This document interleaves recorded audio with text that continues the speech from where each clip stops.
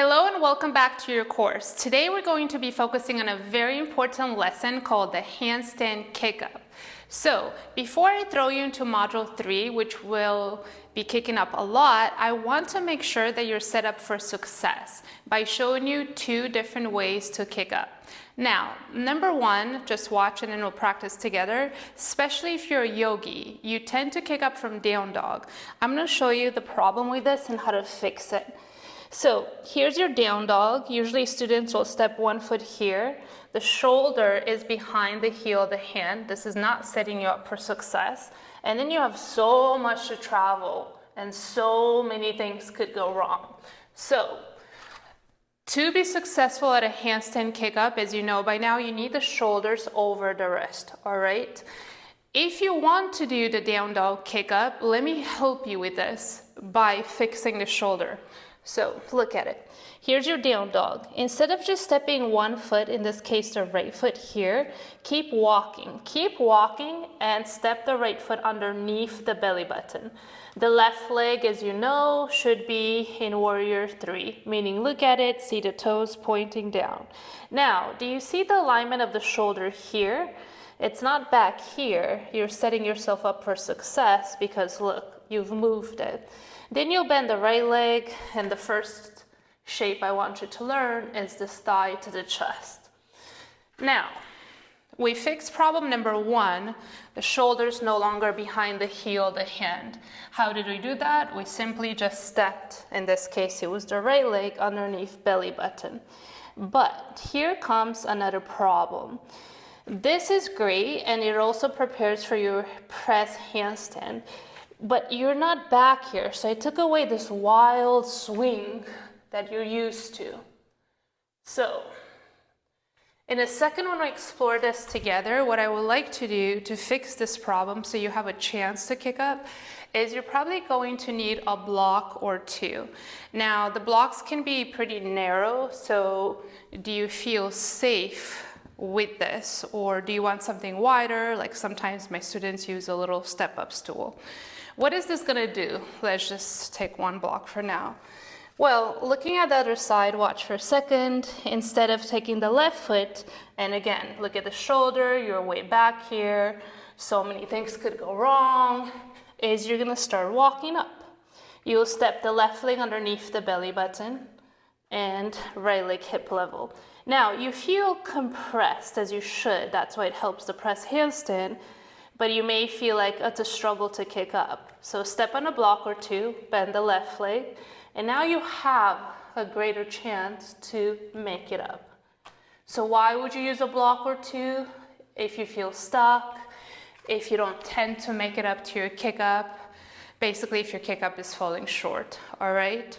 So let's do this approach together and try not to go for, if it's new to you, like, oh, it feels weird because it's not the regular way you practice. We want to set you up for success. So just feel this in the body, okay? Let's do it together.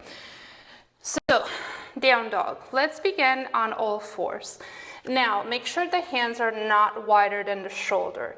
But if your shoulders feel tight, if you know your shoulders are tight, turn your index fingers out, like I'm doing now, to face the front of your mat. So don't take the hands wider than the shoulders, killing your base. The solution is just turn your index fingers out to face the front of the mat. I'm actually gonna practice like this myself today because my shoulders are feeling tight today. I am sore from teaching. From here, push the floor away. Shoulders go towards the ears, the gaze drops, squeeze your butt. You're in a strong cat pose. Now keep this and extend the legs so you're in plank. Push the floor away, creating that strong cat again, down dog. So begin to walk and step the right leg underneath the belly button on a block, okay? Lift the left leg hip level. Make sure the toes are pointing down. Now, keep the gaze just at the thumbs, no farther forward than that, and bend your right leg, inhale. Exhale, just go up to the right tippy toes and lean forward a bit. Inhale, bend the right knee. Exhale, lean forward, take the right leg up, push the floor away. And 1 more, take an inhale. Exhale, lean forward, lift the left leg towards the ceiling. You're on the right tippy toes. and voila, come on down. So, as I mentioned, setting yourself up for success is not traveling so far like you would from down dog. It's not leaving the shoulder behind the heel of the hand. It's going forward. To do it correctly at first, like you're doing it now, you do feel more restricted. However, there's not really a difference between this and a press to handstand. So you're setting yourself up for the goals that you want down the road, okay? Do not get discouraged. Before we go to the second side, we tend to favor kicking up with the leg. Like mine, I favor kicking up with the left leg. So just think about it. Is this the side that you like, or is it the side that we feel more awkward in? Often the side that's more awkward, students have more success. So you know, because you're more restricted, things can really go wrong. So with that in mind, let's do the second side. Let's come to all fours again. And if you've never practiced with your index fingers facing the front of the mat, maybe try it. From here, we're pushing the floor away, creating that strong cat. The shoulders go to the ears, the gaze drops. Let's go. Squeeze your butt, you guys. That's how you stabilize the lower back. You stay safe. You can support balancing on your hands. Extend the legs into plank. Again, push the floor away, shoulders to ears. Active fingertips, down dog. Now, we want the shoulders to go over the wrists, so let's begin to walk. Either left leg underneath belly button, but I would prefer once it's underneath the belly button, you step it up on a block or two. Lift the right leg hip level, toes are pointing down. Now just bend the left knee, inhale, we're not kicking up just yet, we're just prepping. Exhale, shoulders over the wrist, lift the right leg up, go to the left tippy toes. Starting position again, inhale, bend the left leg. Exhale, lean forward, right leg up, push the floor away, left tippy toes. One more, take an inhale. Exhale again, push the floor away, lean forward, lift the left heel, and drop the gaze. And come back down. Okay, so if you're a yogi, have you been kicking up from down dog? That's maybe part of the reason you've been unsuccessful in your kick up. You now know it's a lot to travel. It's something you want to do when you become a pro at a handstand. So just look how far this is. Look at my starting point. You don't yet have the balance and the control to travel that far. So what do? Like we just did, you walk up, right leg underneath belly button. Here you are, lean. So if the kick up is falling short and it's not the shoulder issue, bring the floor up, you guys. Just keep stepping on things and bring the floor up to you until you're able to kick up. There's nothing wrong with even starting your kick up on higher than 2 blocks, even something like a chair. Just make sure you're safe. Before I show you number 2 approach to kicking up to your handstand, I do want to stress that there's always an exception to the rule, but the approach I just showed you works well for people that are weaker in the shoulders. Because you're starting with the hands on the floor, they can't go all over the place. You may be more restricted, but if you're flexible in the lower back and weaker in the shoulder, that's a safer approach, okay? Number 2, that is to go from standing. I love this approach, and it works better for people that are tighter because there's less chance for injury. It works good for people that struggle to go up. But if you're bendy and your shoulders go like this is probably not the safest. So watch it and you'll see. So starting from standing, just one foot in front of the other, it's going to give you that momentum. But are you ready for that momentum? So same thing, you'd want the hands not wider than the shoulders. That action is always pushing the floor away so the shoulders go to the ears. So some students just go from right here, they take an inhale, exhale, they begin to place the hands down, and here they are, little hop, okay. But you can see what I mean. If you're not strong enough yet, the shoulders are gonna do weird things. The other foot you go in front, you could be here, you could be here, just inhale, think of reaching. So literally from here, you just inhale, exhale, hands down, thigh to chest.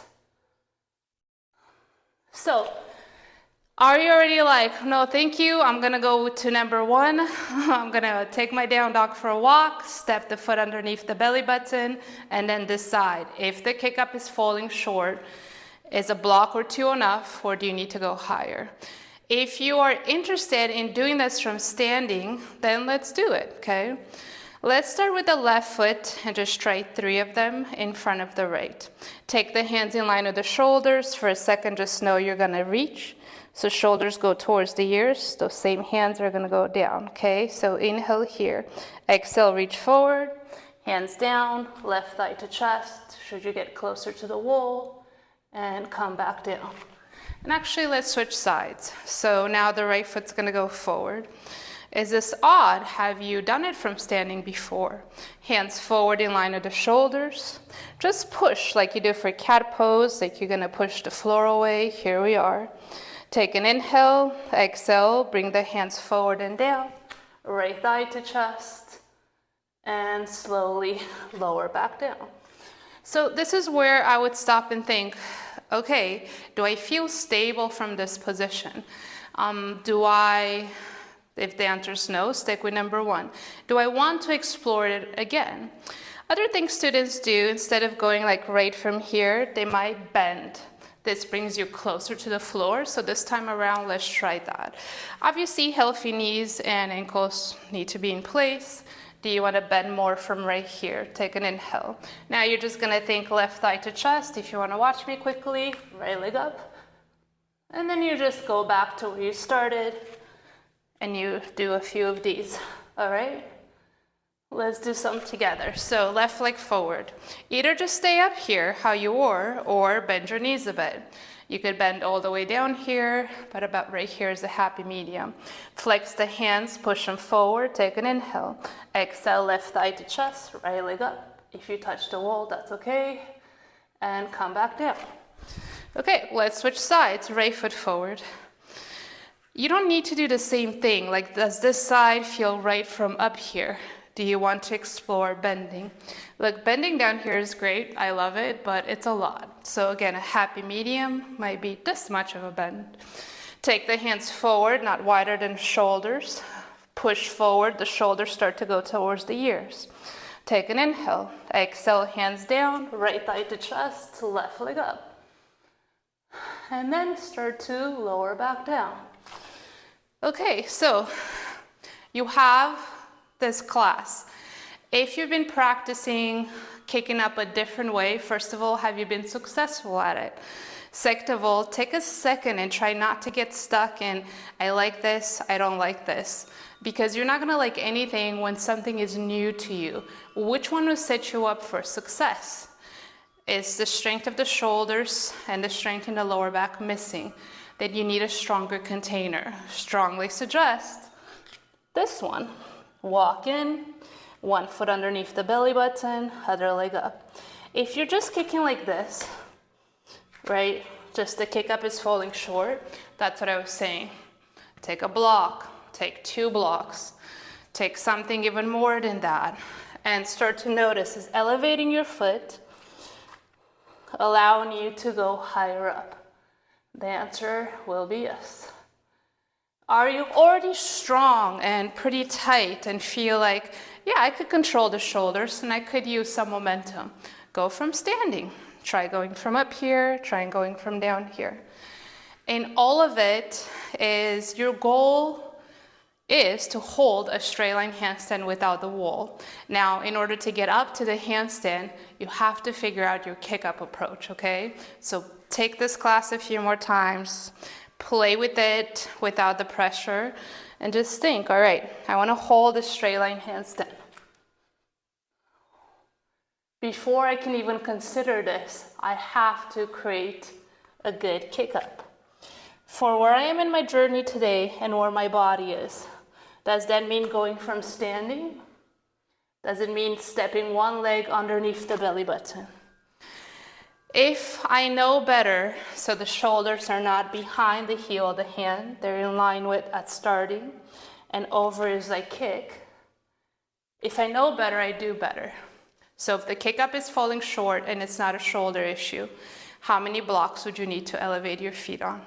Okay. So I know you're excited to kick up, and I'm excited to get you there. Don't skip the thing that's gonna give you a successful handstand. Figuring out which kick up approach works best for you. Have fun. See you in a handstand.